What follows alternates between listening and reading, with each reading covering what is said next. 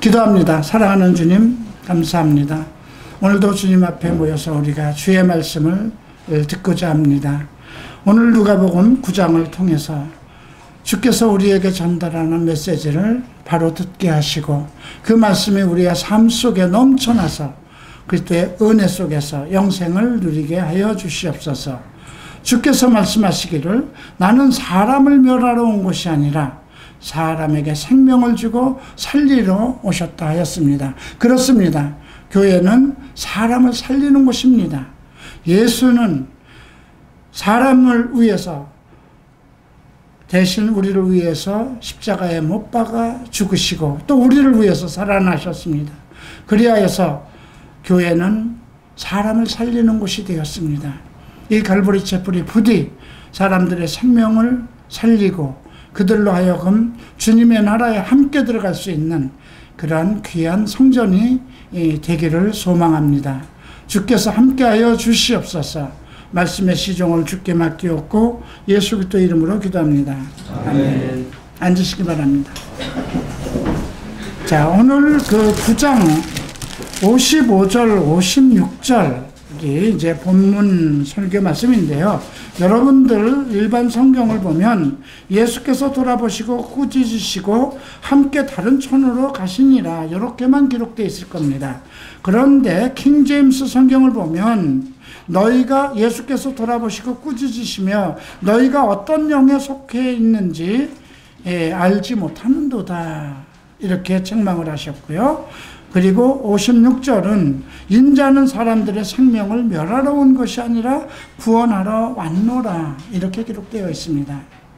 그러니까 그 킹제임스 버전과 우리가 보는 한글 개역과 전혀 다른 내용을 알 수가 있습니다. 이제 이럴 경우에는 성경이 그럼 우리 성경이 잘못된 거 아니냐 이렇게 생각할 수 있는데 그렇게까지 생각할 필요는 없습니다. 우리가 킹제임스 성경에 우리가 보는 개역 성경에 없이 킹제임스의 성경에 나왔으면 그 있는 것을 본문으로 삼아서 그 말씀이 너 하나님께서 주신 것으로 생각하시면 되는 것이고요. 또 킹제임스 성경에는 없는데 우리 개역 성경에 있다면 그건 역시 번역본이 다르기 때문에 하나님께서 우리에게 나름대로 또 그러한 것을 통해서 살펴보고 또 은혜를 더 끼치게 하기 위한 하나님의 계획인 것이다 이렇게 생각할 필요가 있겠습니다. 오늘 주님께서는 제자들에게 하신 거예요. 너희가 어떤 영에 속해 있는지 알지 못하는도다. 여러분들은 어떻습니까? 여러분들은 어떤 영에 속해 있을까요? 지금 이 말씀의 배경을 보면 이제 예수님께서 예루살렘으로 올라가십니다. 예루살렘에 올라가시는 것은 십자가에 못 박혀 죽으시고, 그죠? 이미 계속 메시아 교육을 했어요. 내가 이번에 예루살렘에 올라가면 장로들에게 팔려서, 서기관과 장로들에게 팔려서 이방인들에게 못 박혀 죽을 것이고 3일 만에 살아날 것이다. 이렇게 계속 예루살렘에 올라가시면서 메시아 교육을 했습니다. 그런데 이제 올라가시기 전에 그 사마리아를 좀 둘러보고 싶으셨던 거예요. 그래서 이제 그 사자들을 보내서 이제 그것이 52절에 나오죠. 사자들을 앞서 보내시며 저희가 가서 예수를 위하여 예배하려고 사마리아인의 한 촌에 들어갔더니 예수님께서 그 사마리아라는 지역 이미 그곳에 전도를 했어요. 우리가 요한복음을 보면 그 사마리아 여인과 대화한 그 내용이 나오고 그 당시 사마리아 사람들이 정말 그 예수님한테 몰려와서 그 함께 거하기를 원해서 예수님께서 그곳에서 며칠간 거하시면서 복음을 선포하신 것이 기록되어 있거든요.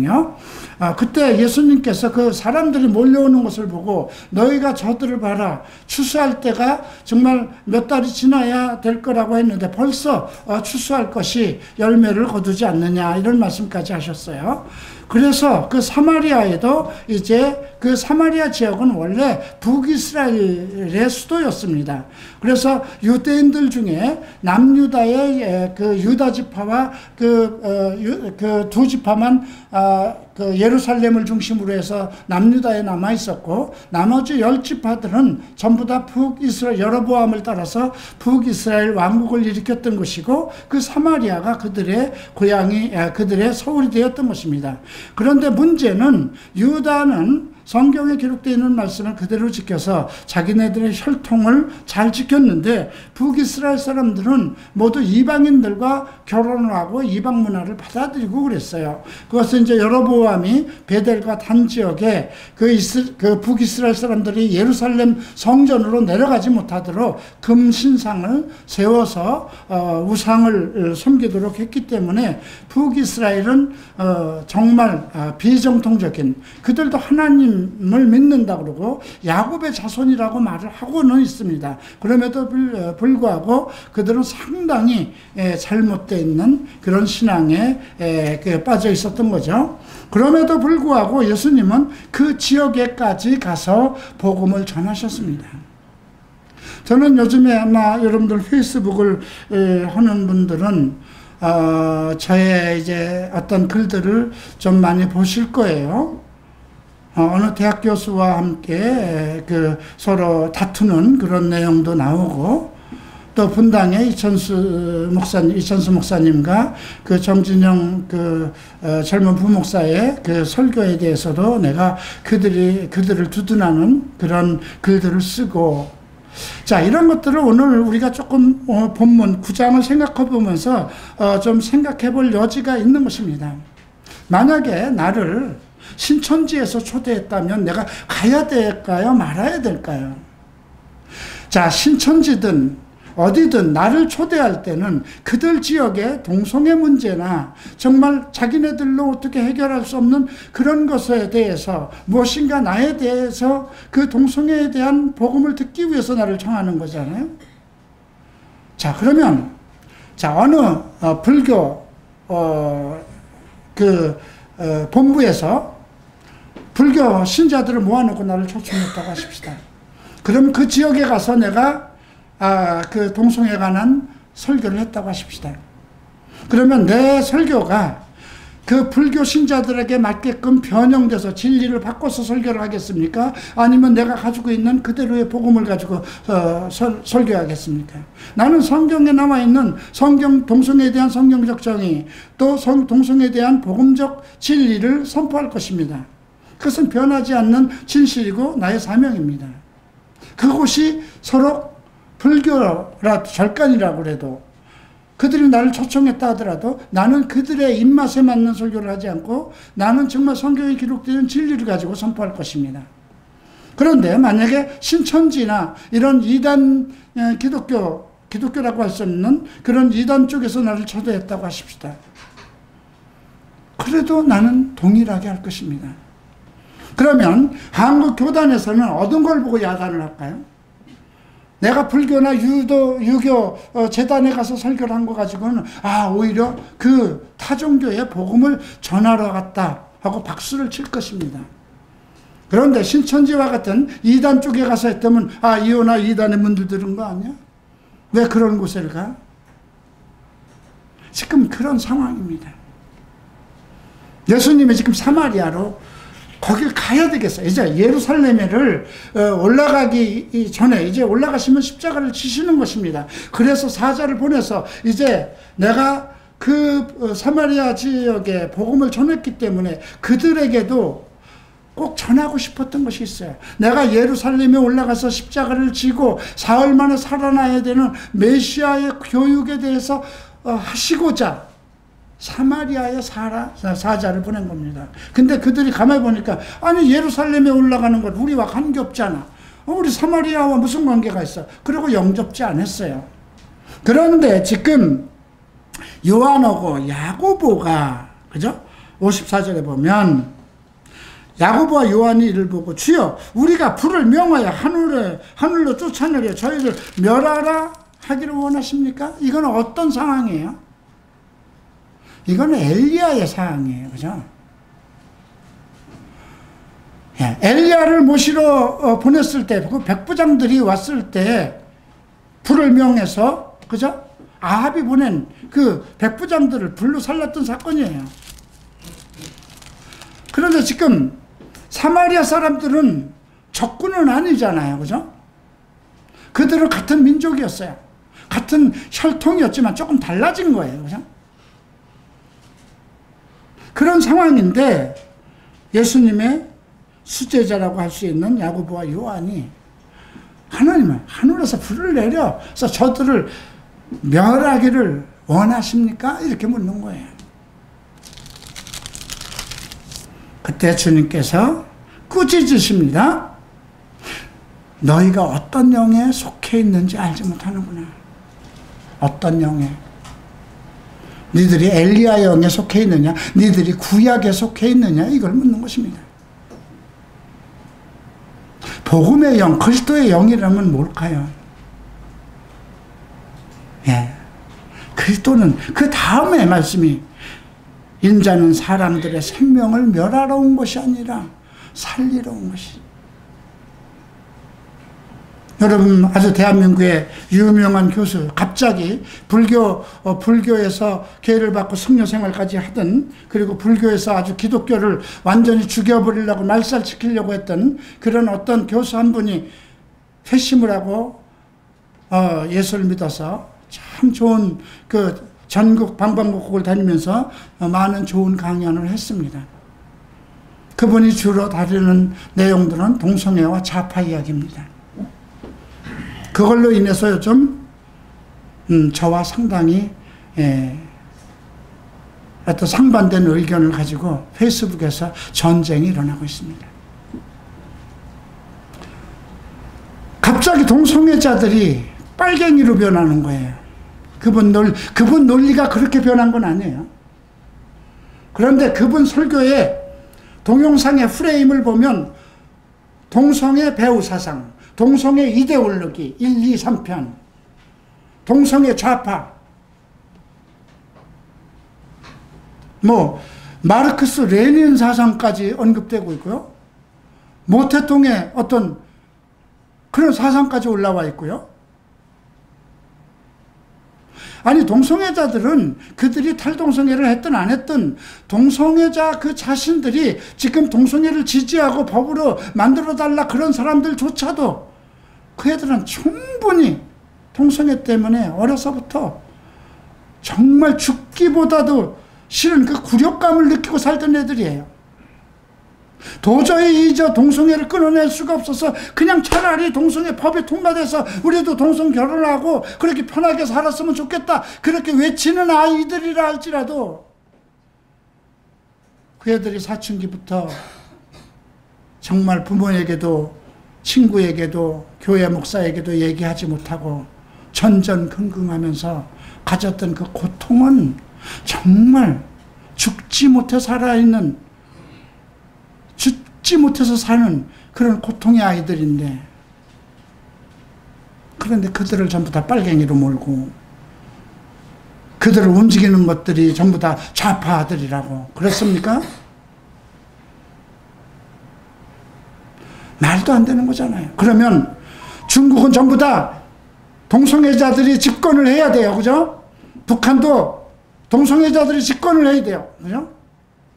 북한에도 엄청난 동성애자들이 있고 중국은 인구가 많으니까 동성애자들이 더 많습니다. 그런데 그런 국가에서는 지금 동성애 생활하면 척결받습니다. 그런데 왜 갑자기 우리나라에서 2, 3년 전부터 동성애 좌파 배후 사상으로 논리를 이끌고 가는지 모르겠어요. 나쁜 사람들이잖아요. 내 아들이 동성애자라면 어떡하겠어요? 물론 민노당에도 동성애자가 있습니다. 민주당에도 동성애자가 있습니다. 그러면 자유한국당에는 동성애자가 없을까요? 절간에도 이단 속에서도 대형 교회에서도 사람이 많이 모이고 청년들이 많이 모인 곳이면 그 많이 모인 곳일수록 동성애자들은 더 많습니다. 물론 그 민노당을 따르는 그 속에 있는 동성애자들은 그 민노당의 정강과 그런 좌파적인 어떤 사상을 신봉하는 자들일 수도 있습니다. 우리 교회에도 그런 청년이 있었습니다. 그러나 그건 그들이 가지고 있는 정치적인 그런 철학적인 그런 마인드잖아요. 그죠?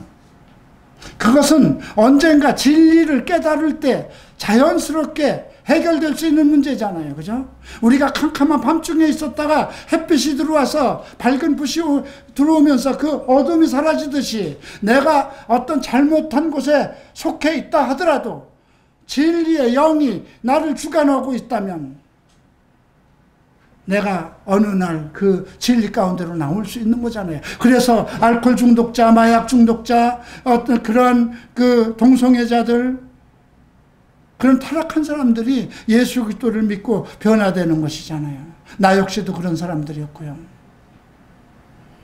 그런데 그런 지금 동성애 하나만 가지고도 견딜 수 없는 고통에 있는 애들을 전부 다 좌파 세력으로 그런 배후 사상, 레닌 막스 사상 속에 빠져 있는 그런 집권 속에 있다는 그런 프레임을 만들어서 한다면 왜 그럴까요? 교회를 결집시키기 위해서입니다. 왜 교회를 결집시키려고 그럴까요? 정치에 이용하려고 그러는 겁니다. 정치에 이용하려고 그러는 겁니다. 기독당이라는 게 이미 만들어졌고요. 예, 이제 곧 다시 출범할 거고요. 거기에 나오는 사람들, 지난번에는 그 동성애, 반동성애 앞장서던 사람 비례대표에 1순위로 나와 있었죠. 나는 좌파 얘기를 하든 빨갱이 얘기를 하든 나는 뭐 좌파도 싫고 빨갱이도 싫습니다. 그러나 태극기 들고 유엔기 들고 태극기 들고 이스라엘기 들고 성조기 들고 거리를 휘날리면서 소리 지르는 그 사람들도 싫습니다. 난 좌파도 싫고 우파도 싫습니다. 나는 진리에 속한 사람입니다. 예수께서 말씀하시기를 진리의 성령이 너희에게 오시면 너희를 모든 진리 가운데로 인도하신다고 그랬어요. 그러니까 우리가 진리만 가리키면 그 진리의 성령이 우리 안에 있으면 좌파든 우파든 관계없이 그 사람은 진리의 영에 의해서 바른 길로 인도함을 받게 되어 있는 것이거든요. 그러니까 교회가 할 일은 좌파다 우파다 그런 거 가리킬 것 없이 성경의 진리만 가리키면 되는 것입니다. 그러면 그 진리 속에 성령의 역사에서 그들이 잘못된 모든 더러운 것들, 악한 것들 다 씻어내고 올바로 하나님의 자녀가 되는 것이죠. 난 그래서 뭐 좌파다 빨갱이다. 나는 내가 믿지 않는 사람들이고 믿지 않는 것들이기 때문에 그런 논리에 대해서 어떤 얘기가 나와도 어느 그 교수가 뭐 빨갱이 어떤 뭐 좌파 논리를 가지고 설교를 해도 관계가 없는데 왜 동성애를 거기다 결부시키느냐. 이거는 참을 수가 없는 분노입니다.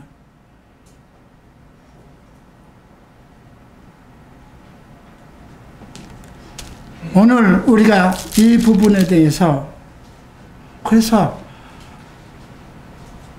그 사람들은 과연 어떤 영에 사로잡힌 사람들일까?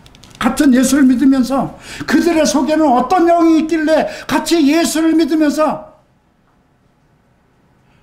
예수께서 우리에게 준 것은 죄인들에게 복음을 전하라는 거거든요. 세상에 복음을 전파하라는 뜻입니다. 세상은 전부 다 죄입니다.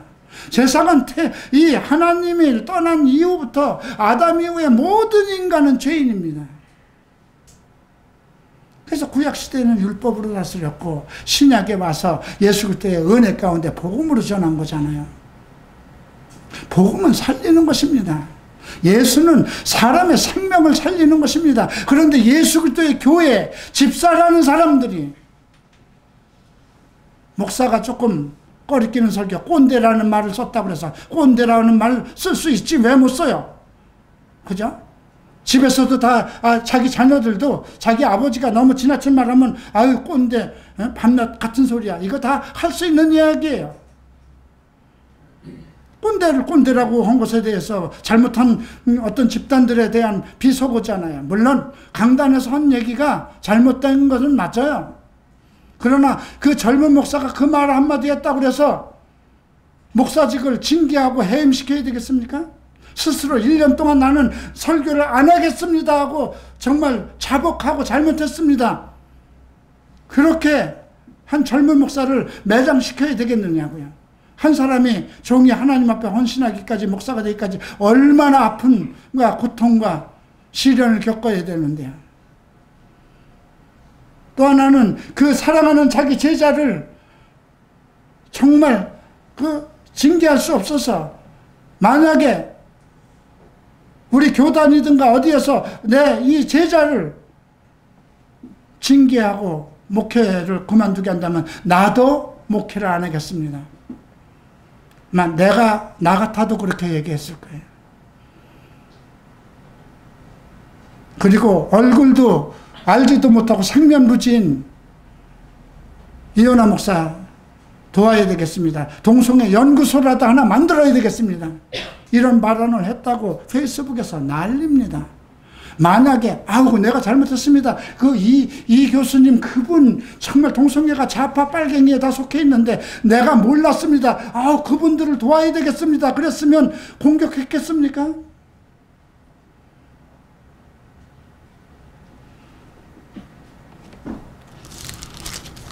참 오늘 이 설교 19장 내용을 보면서 많은 것을 생각하게 합니다. 자, 이 9장의 배경은 이렇게 됩니다. 1절에서 보면 12제자를 데리고 그들에게 모든 귀신 제어하며 병을 고치는 능력을 주시고 권세를 주시고 선교를 나갑니다.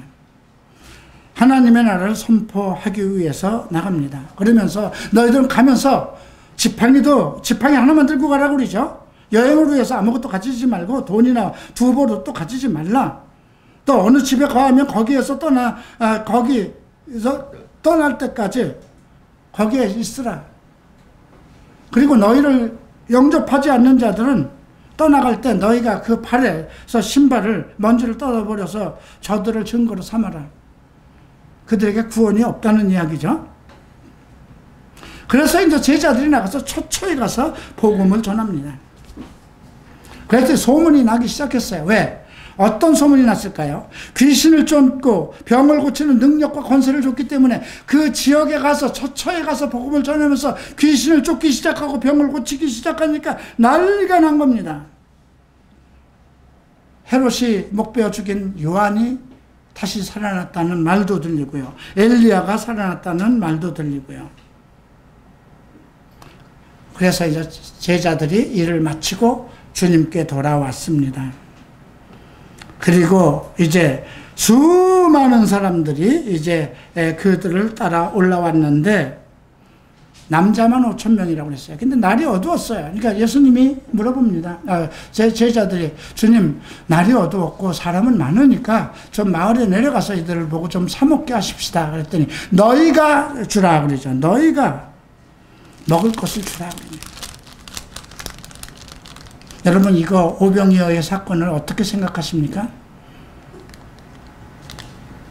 지금 교회가 가지고 있는 권세가 무엇인가를 첫 번에 주님께서 제자들에게 주신 것이 무엇입니까?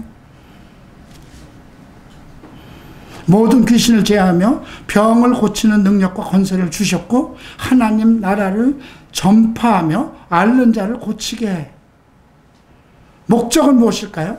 병을 고치는 게 먼저가 아닙니다. 귀신을 제어하는 것이 목적이 아닙니다. 목적은 하나님 나라를 전파하는 것입니다. 그런데 하나님 나라를 전파하는데 귀신 들린 자들이 문제가 생기고 병든 것들을 해결해야 되기 때문에 그건 부수적으로 하는 일이거든요. 지금 교회가 이 역할을 하고 있습니까? 하나님 나라에서 복음을 바로 선포하고 있습니까? 창세기부터 계시록까지 기록되어 있는 모든 말씀을 성도들에게 전파하고 있습니까? 그리고 악하고 더러운 귀신에 들린 사람들을 쫓아내고 병든 사람들을 치유하고 있습니까? 그 역할을 못하고 있잖아요.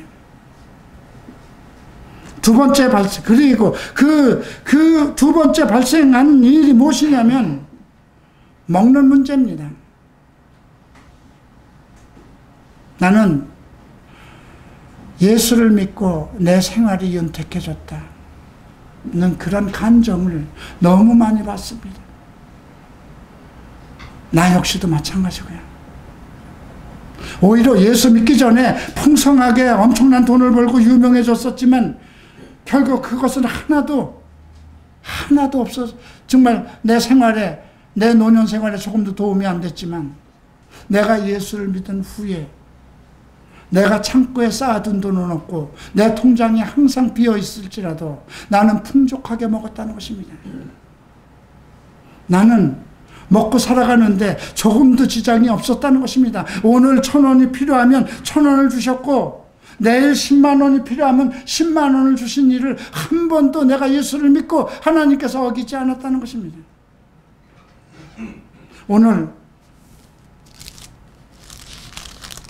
주님이 시작한 첫 번째 교회의 문제는 먹을 것을 해결하는 것입니다. 이것이 교회의 역할이기도 합니다. 떡 5덩어리로 어떻게 그들을 먹일까요? 그죠? 5,000명이나 되는 것은. 일단 그것은 예수 그리스도 안에 들어온 사람들은 하나님께서 책임지신다는 것입니다. 우리에게 그들을 돌보고 싶은 성도가 1,000명이든 5,000명이든 5만 명이든 우리 안에 함께한 사람들 속에서 그들을 돌보고자 하는 정말 진정한 나누고자 하는 내 사랑을 나누고 내 마음을 나누고 내게 있는 것을 나누고자 하는 마음이 있으면 그것은 하나님께서 해결한다는 것입니다. 오늘날 우리 교회가 그렇게 하고 있습니까? 우리 안에 가난해서 공부하고 못하는 사람들 돌봐주고 있고 가난해서 먹지 못하는 사람들 돌봐주고 있습니까? 자, 그리고 예수님께서 제자들에게 너희는 나를 누구라고 부르느냐? 세상에서 사람들이 나를 뭐라고 부르느냐 했더니 세상 사람들은 엘리야라고 합니다. 세례 요한이 살아났다고 합니다. 옛 선지자 중에 하나라고 부릅니다. 그러면 너희는 나를 뭐라고 부르느냐 했을 때 살아계신 하나님의 그리스도이십니다. 메시아입니다. 이렇게 얘기했죠. 근데 그 말 아직 하지도 마라. 내가 곧 십자가를 지고 장로들에게 팔려서 십자가를 지고 죽음을 당한 후에 사흘 만에 살아날 것이다. 그러면서 무리에게 말씀하시는 것이 23절에 누구든지 나를 따라오려거든 자기를 부인하고 날마다 자기 십자가를 지고 나를 쫓을 것이라고 합니다. 자기 인격으로 살지 말라는 것입니다. 너희가 이미 예수 그리스도의 사람이 되었다면 너의 인격으로 살지 말고 너에게 준 소명감과 사명감을 가지고 살아가라는 것이죠. 왜 그럴까요? 우리의 생명이 지금 이 세상 사는 걸로 끝나지 않고 영원한 세상 가운데 이어지기 때문에 그렇습니다. 그러니까 오늘 하루 먹을 걸 위해서 네가 전전긍긍하면서 그렇게 살다 네 목숨을 잃으면 그것이 너에게 무슨 유익이 되느냐 이 말씀을 하신 것입니다. 사람이 만일 온 천하를 얻고도 자기를 잃든지 빼앗기면 무슨 이익이 있을 것이다. 그 말씀 속에 26절이 매우 중요합니다. 누구든지 나와 내 말을 부끄러워하면 인자도 자기 아버지와 거룩한 천사들이 영광으로 올 때에 그 사람을 부끄러워하리라. 여기서 나와 내 말을 부끄러워한다는 건 뭐 성경 말씀입니다. 여러분들 어디 가서 내가 예수의 사람인 것을 부끄러워하고 성경에 기록되어 있는 걸 가지고 진리를 증거하는 일에 부끄러워한다면 여러분 나중에 주님이 거룩한 천사들과 이 땅에 왔을 때 여러분들도 부끄러움을 당한다는 것입니다. 지금 이거 제자들에게 한 말이니까 어느 목사가 예수 그리스도보다 더 유명한 박사를 좋아하고 어느 교수의 말을 중히 여긴다면 지금 페이스북에서 난리를 치고 있을 때 나를 공박하는 사람들은 전부 다 80%가 목사들입니다. 예. 목사는 진리를 가지고 얘기해야 되는 거잖아요. 성경을 가지고 얘기해야 되는 거잖아요. 동성애를 논할 때 그들을 어떻게 구원할 것인가에 대한 걸 얘기해야 되잖아요. 근데 아직도 동성애자들은 성경에 돌로 쳐 죽이라고 그랬고, 우리는 동성애는 죄니까 미워하고 동성애자는 사랑한다고 하면서 그게 뭘 사랑하는 거예요?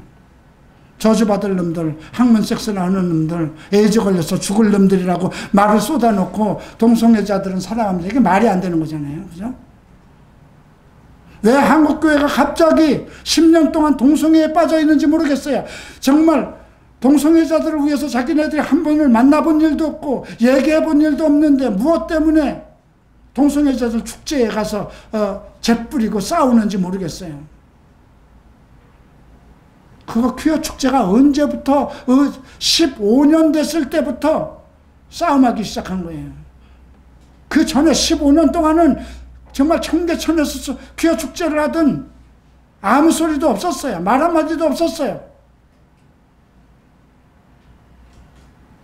사실 동성애자들이 교회 보고 밥을 달라고 그럽니까? 뭐를 달라고 그럽니까? 그 애들이 철없어서 복음을 몰라서 진리를 깨닫지 못해서 그들대로는 거예요. 뭐 강남에 얼마나 술집이 많아요. 얼마나 그 마사지 하는 집이 많아요. 대패 업소가 얼마나 많아요. 그런 것을 보고 왜 논하지 않느냐 이겁니다. 차별금지법을 얘기합니다. 차별금지법이 통과되면 탈동성애 운동도 못합니다. 탈동성애 운동을 하는 사람이 그것을 이해 못하고 자기에 대해서 비판한다면 이건 문제입니다. 나를 찍어서 얘기한 거예요. 지금 차별금지법이 우리나라 국회에 지금 상정되어 있습니까? 차별금지법이 상정이 되려면 국회의원 10명 이상이 법안을 만들어서 상정을 해야 되고 그것이 법사위를 통과해야만 법안에 올라가야 되고 법안에 올라가서 그 국회의원들 속에서 투표로 결정을 해야 되는데 과반수 이상이 돼야 되는 것입니다. 그런데 중요한 것은 동성애 차별금지법을 만드는 건 민주당 아니면 법안을 올리는 건 민노당입니다. 그런데 지금 문재인 정권에서 문 대통령이 선거 공약으로 한 것은 동성결혼은 할 수 없습니다. 그게 공약으로 내놓은 거예요. 그리고 그래서 문재인 정권이 들어와서는 동성애 법안이 한 번도 민주당을 중심으로 법안이 올라온 일이 없어요. 그러면 법안이 올라오면 법사위를 통과해야 되는데 법사위장은 누가 맡고 있냐면 자유한국당이 맡고 있습니다. 자유한국당은 기독교 세력을 버리고는 존재할 수 없는 그런 당이에요. 그러니까 지금 현 정권에서는 이 현 상황에서는 차별금지법 통과 안 돼요. 그런데 왜 10년 동안 계속해서 차별금지법을 내들고 그걸 가지고 돈이 필요합니다. 후원금 넣어주세요. 일주일에 한 번씩 내가 문자를 받는데 그 밑에는 후원금이 필요합니다. 10년 동안을 매주 일주일에 한 번씩 유명한 교수라는 사람의 이름으로 뭐하는 짓거리인지 모르겠어요. 정말. 지금까지는 제가 많이 타놓았지만 내가 이제는 이 나이에 참을 나이가 아닌 것 같아요. 이대로 두다가는 한국 교회가 이상해질 것 같아요. 왜 한국 교회가 왜 동성애와 같이 난리를 치는 거냐 이거죠. 그렇게 동성애가 문제가 된다면 그들에게 복음을 전해야 되잖아요. 그죠? 동성애 소굴로 가서 동성애 클럽에 가서 동성애 게이바에 가서 그들 문 앞에 앉아서라도 복음을 전하고 뭘 해야 되잖아요. 종로에 200개나 되는 그런 클럽이 있고 게이바가 있어서 그쪽에 우리가 저희 클럽을 저희가 하나 운영할 수 있는 카페를 하나 만들어 달라고 한국 교회 교단에다 요청을 했는데도 귓전으로 합니다. 왜? 범을 잡으려면 범 소굴로 들어가서 거기에서 뭔가 그들과 만나서 복음을 전하고 하는 그런 카페가 필요할 것 같아서 3, 4년 전부터 주장을 했는데도 콧방귀도 안 낍니다.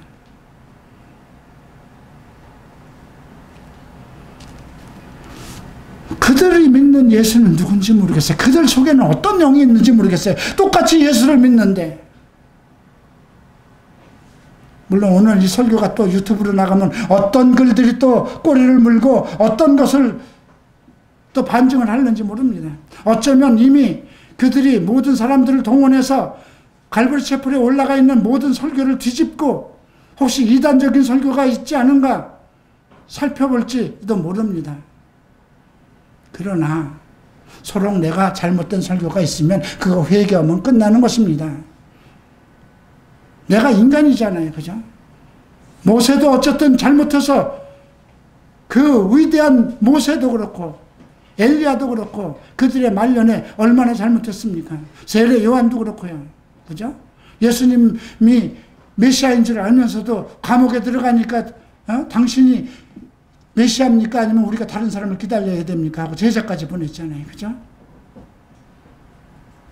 인간이기 때문에 실수할 수 있는 겁니다.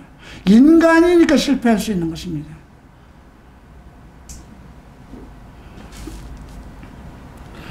자, 28절부터는 그래서 우리가 정말 예수의 이름을 부끄러워하지 말아야 됩니다. 어디 가서도 예수의 이름을 당당히 얘기해야 됩니다. 그리고 성경에 기록되어 있는 복음을 당당하게 말할 수 있어야 됩니다. 누가 어떤 철학을 얘기하든 심리학을 얘기하든 뭐 잘못된 논리를 가지고 얘기해도 우리는 성경에 기록되어 있는 말씀을 가지고 증거해야 된다는 것입니다. 그러면 이건 진리니까 불의가 진리를 이길 수가 없습니다. 그러나 불의를 가지고 진리를 막는 사람에게는 하늘로부터 진노가 임할 것이라고 바울은 기록했습니다. 28절 변화산상에 들어갑니다. 여기에는 세 제자를 데리고 가죠. 베드로와 요한과 야고보를 데리고 올라가면서 용모가 기도하실 때 용모가 변했다고 그랬습니다. 거기에서 모세와 엘리야를 봅니다. 그죠? 모세와 엘리야를 봤다는 건 그들이 죽은 사람이 아니라는 겁니다. 모세는 정말 그 하나님의 명령을 잘못 받들어서 옷을 벗기고 죽임을 당했잖아요. 그래도 그 시체가 어디 있는지 찾지 못했다고 그랬는데 변화산상에서 모세를 만났으니까 모세는 지금 천국에 있는 것입니다. 엘리야도 그렇고요. 이스라엘의 대표적인 구약의 하나는 율법의 하나는 선지자 중에 하나입니다. 자, 그런데 베드로가 정말 정말 정신이 들었는지 나갔는지 그런 비몽사몽간에 얘기를 합니다. 주님, 여기가 참 좋습니다.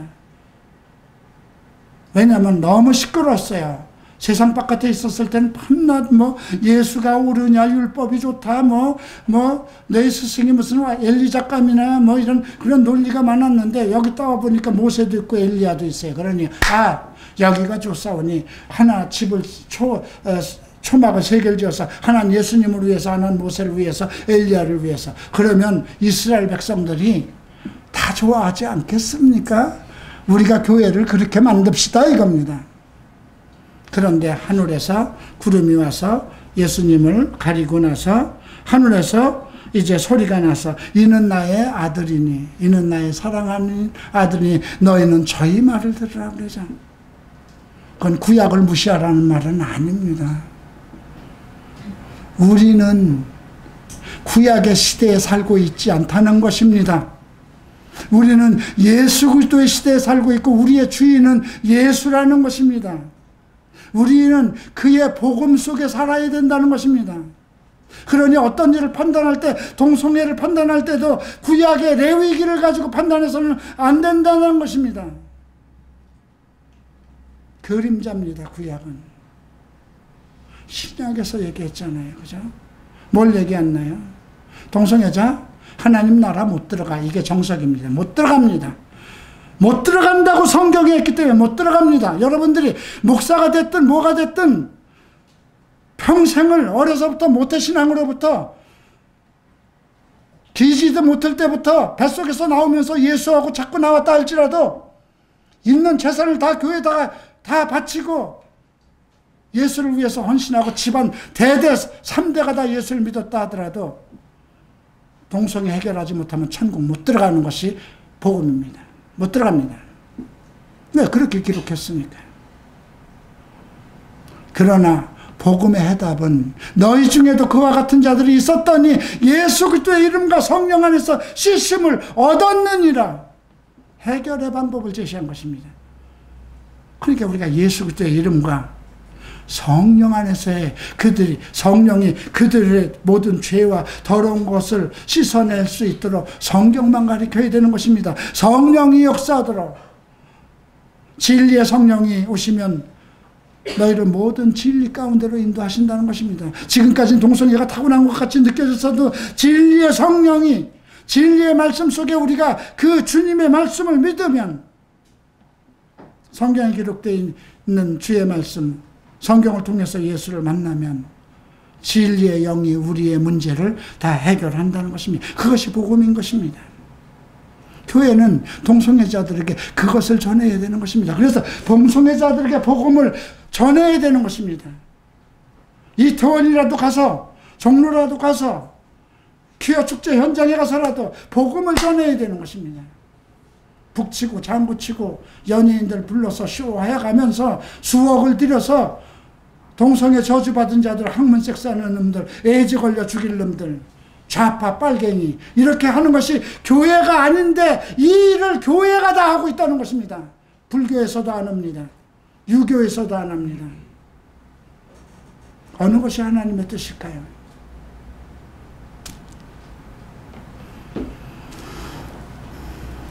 자, 그리고 내려왔습니다. 내려왔더니 어린아이에 간질병에 귀신 들린 어린아이를 하나 데리고 왔습니다. 제자들에게 데려갔더니 제자들이 고치지 못했어요.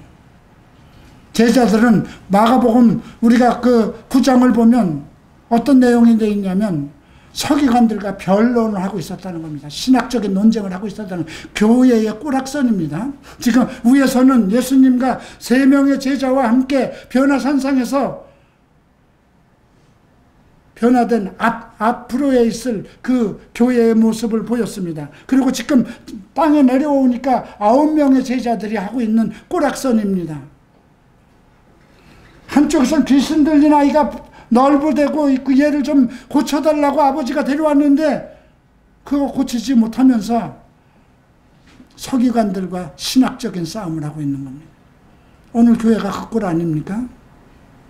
자기 교회에 있는 동성애자 하나도 어떻게 그들에게 어떤 해결할 수 있는 복음의 어떤 방법이나 뭐를 제시하지도 못하면서 매일 신학적인 논쟁 가지고 서로 도토리 기재고 싸우고 있지 않습니까? 그래서 42절에 주님께서 뭐라고 얘기를 할까요? 믿음이 없고 패역한 세대여 내가 얼마나 너희와 함께 있으며 너희를 참으리요. 제자들에게 한 겁니다. 믿음이 없고 패역한 세대라고 했어요. 내가 얼마나 너희와 더 함께하는. 지금 예수님이 3년 반밖에 같이 안 있었지만 지금 오늘날 어떨까요? 2000년이 지금 지난 이 상황에서도 교회들이 그죠? 딴 일을 하고 있잖아요. 자, 그리고 또 어떤 일들을 하는가 보십시다. 46절에 보면 지금 예수님은 예루살렘으로 십자가 못 박혀 죽으러 갔는데 서로 누가 크지? 우리 중에 제일 큰 자가 누구지? 도토리 키재기 하고 있습니다. 제자 중에 누가 크냐 하는 변론이 있었다는 건 서로 싸움을 하고 있었다는 거예요. 앞에서는 정말 귀신 들린 아이 하나를 처리를 못하고 이면서도 신학적인 변론을 하고 있었더니 지금은 야 우리 중에 누가 큰 자지? 도토리 키재기 하고 있습니다.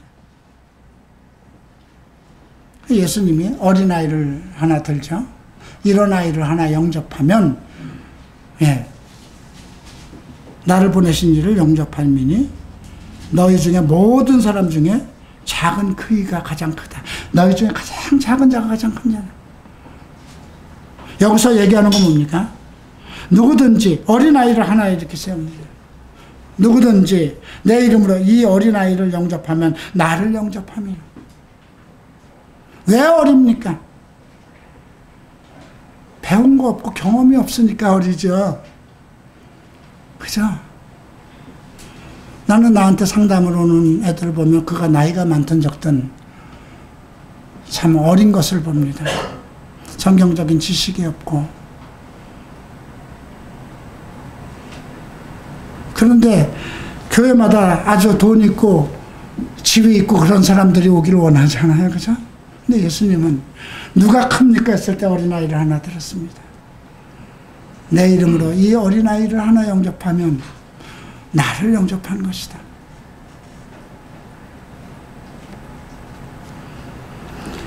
자, 49절에 또 어떤 교회의 모습이 나오는가 보십니다. 요한이 여짜오되 주여 어떤 사람이 주의 이름으로 귀신을 내어 쫓는 것을 우리가 보고 우리와 함께 따르지 아니함으로 그만했습니다. 이거 배타적인 교리잖아요. 그죠?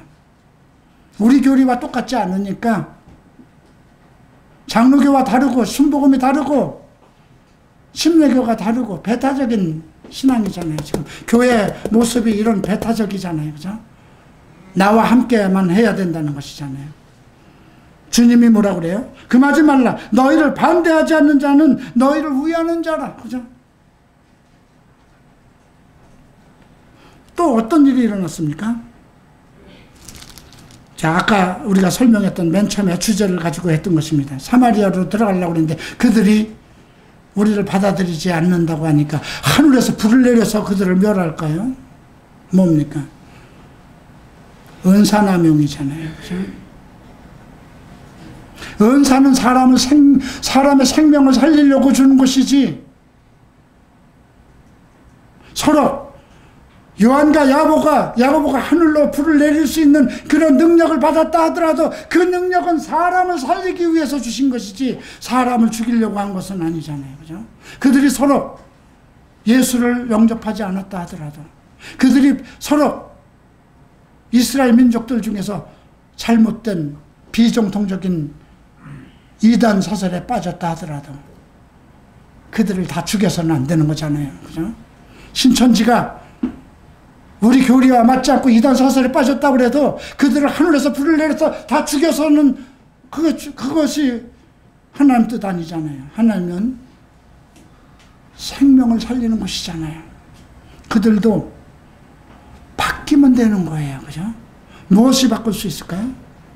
그래서 주님이 내 말과 나와 내 말을 믿지 아니하면, 부끄러워한다면 나중에 천사들 앞에서 내가 천사들과 영광 중에 내려올 때 그 사람을 부끄러워하겠다는 그 말씀하신 겁니다. 예수 그리스도의, 온전한 예수 그리스도의 메시아이신 예수 그리스도, 그를 온전히 믿고 그가 설교하신, 그가 말씀하신 모든 성경 말씀을 들으면 다 해결된다는 것입니다.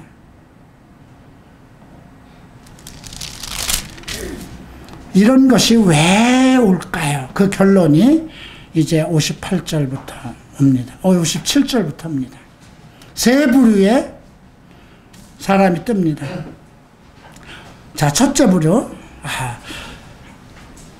어디든지 저는 쫓겠습니다. 길 가실 때 어떤 사람이 와서 주님, 저는 어디든지 주님을 쫓겠습니다. 저한테도 가끔 오는 사람들이 있어요. 저 목사님 참 존경합니다. 정말 갈보리 채플 교리도 좋고요. 목사님 따르겠습니다. 3개월을 못 버티죠, 되게. 근데 여기 보니까 여우도 굴이 있고 공중의 새도 집이 있으되 인자는 머리 둘 곳이 없도다 이랬습니다. 너는 내 사람 아니다 이거예요. 왜? 예수님 그 사람 속에 있는 영을 보았거든요. 네. 그 사람이 예수님을 따르려고 한 것은 뭔가, 이게 다른 성경은 서기관이라고 되어 있어요. 서기관은 신학생의 다른 율법을 따르는 그 당시에 신학생들이에요. 교수들이에요. 근데 그 사람이 갑자기 자기가 믿고 있던 그걸 버리고 예수를 따른다는 건 뭔가 목적이 있는 거거든요. 이 사람을 따르고 예수를 따르면 내가 유명해질 수 있겠구나. 가룟 유다가 그 중에 하나입니다. 그 다음에 어떤 사람에게 야, 너 나 따르라 그럽니다. 나 쫓으라 그랬더니 아이고, 나 우리 부친 장사를 좀 가서 먼저 지내야 될 것 같습니다. 우리 아버지 아직 살아계신데 그분 돌아가실 때까지는 내가 있어야 될 것 같아요. 그러니까 주님이 죽은 자들로 자기 죽은 자들을 장사하게 하고 너는 가서 하나님 나라를 전파하라. 야, 왜 그래? 그건 뭘까요? 야, 율법에, 이 사람은 뭐냐면 율법에, 그 당시에 아직 율법의 시대예요. 율법에 부모에게 효도하는 것은 정해져 있는 것이거든요. 그러니까 내 부모가 살아있으니까 그분 돌아가실 때까지는 내가 아버지를 모셔야 될 것 같습니다. 그러니까 야, 그 사람들은 구약의 율법에 있는 사람들이니까 그들에게 맡기고 너는 지금 이제 새로운 시대, 복음의 시대, 하나님의 나라를 전파하는 이 대열에 참여하라. 왜? 너는 내가 선택한 사람이니까. 세 번째 사람, 내가 주를 쫓겠나이다마는 나로 먼저 내 가족을 작별하게 하소서. 그랬더니 주님 뭐라고 그랬어요? 손에 쟁기를 잡고 뒤를 돌아보는 자는 하나님 나라에 합당하지 않다. 야, 내가 네 속을 뻔히 안다. 응? 예수님이 그거예요. 내가 네 속 뻔히 안다. 너는 지금 가족과 작별하게 가족에 대한 관심을 가지고 있잖아. 예수님 뭐라고 그랬어요? 부모, 형제, 처자, 내 아내까지도 버리지 않으면 내 제자가 되지 않는다고 그랬어요. 너의 중요한 혈연관계에서부터 벗어나야 된다는 거예요. 너는 오직 모든 사람, 그리스도 안에 있는 사람을 네 가족으로 삼아야 된다는 그 원리예요. 예수님이 그 자기 어머니와 누이 동생들을 데려갔을 때 당신의 어머니입니다 했을 때 누가 내 어머니냐? 여기 있는 사람들이 바로 나의 가족이라 하셨잖아요. 자, 오늘 이 부류, 주님께서 부르지 않은 사람들, 목사가 되었어도 자기 가족의 부귀 영화만을 위해서, 그러니까 세습이 나오는 것이고요. 그런 사람들, 하나님께서 택하지 않은 사람들이 목사가 되고 했기 때문에 그렇습니다. 그렇지 않았기 때문에, 그랬기 때문에 이 앞에서와 같은 일들이 이 세상에서 펼쳐지고 있다는 것입니다. 이 교회 안에서. 근데 숫자적으로 대비해 보십시다. 변화산생에서 올라가서 미래를 본 사람들이 누굽니까? 엘리야와 모세가 살아있고 예수님과 함께 있는 것을 본 사람들, 베드로와 요한과 야고보 셋밖에 없죠. 이 땅에 9명이 있었습니다. 나는 이 분포를 지금도 그대로 봅니다. 여러분들, 주님께서 씨 뿌리는 비유에서 너희가 무엇을 들을까 스스로 조심하라고 그랬죠. 너희가 어떻게 듣는가 스스로 조심하라고 그랬죠. 등경을 켜서 등 밑에다, 마루 밑에다 두는 사람이 없나니 등경 위에다 두는 이유는 집 안으로 들어오는 모든 사람으로 그 빛을 보기 위해서 등불을 켜서 등경 위에다 둔다고 그랬습니다. 그건 목사들을 단위에 세운 목적을 얘기하는 것입니다. 너희가 무엇을 들을 것인가? 왜 우리 교회가 동성애 문제에 빠져야 됩니까? 정치 문제에 좌파 우파에 왜 빠져야 됩니까? 진리만 보고 진리만 공부하기도 바쁜데, 우리 가족들 중에 귀신 들리고 악한 것에 아직 휘말리고 있고 더러운 사상에 빠져 있고 아직 술과 마약과 이런 것에 절절매고 있는 이 애들을 해결하기만도 바쁜데, 그런 거 해결하라고 권세 주셨잖아요. 그죠?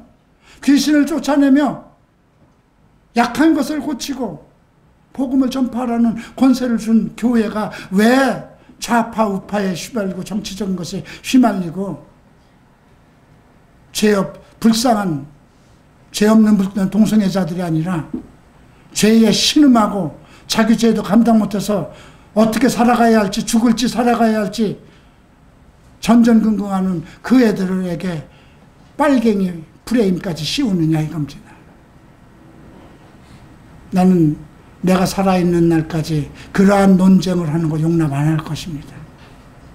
어쩌면 이것이 한국교회를 위해서 내게 주신 마지막 사명일지도 모릅니다. 사랑하는 성도 여러분, 성경이 무엇을 얘기하는지 귀담아 들으십시다. 어느 것이 진리인 것인지, 우리 교회가 무엇을 해야 될 것인지, 우리가 왜 빨리 죄에서 벗어나서 정말 온전한 진리 가운데서 거듭나야 되는 것인지, 진리가 여러분들을 자유케 할 것입니다. 기도하겠습니다. 일어나시기 바랍니다.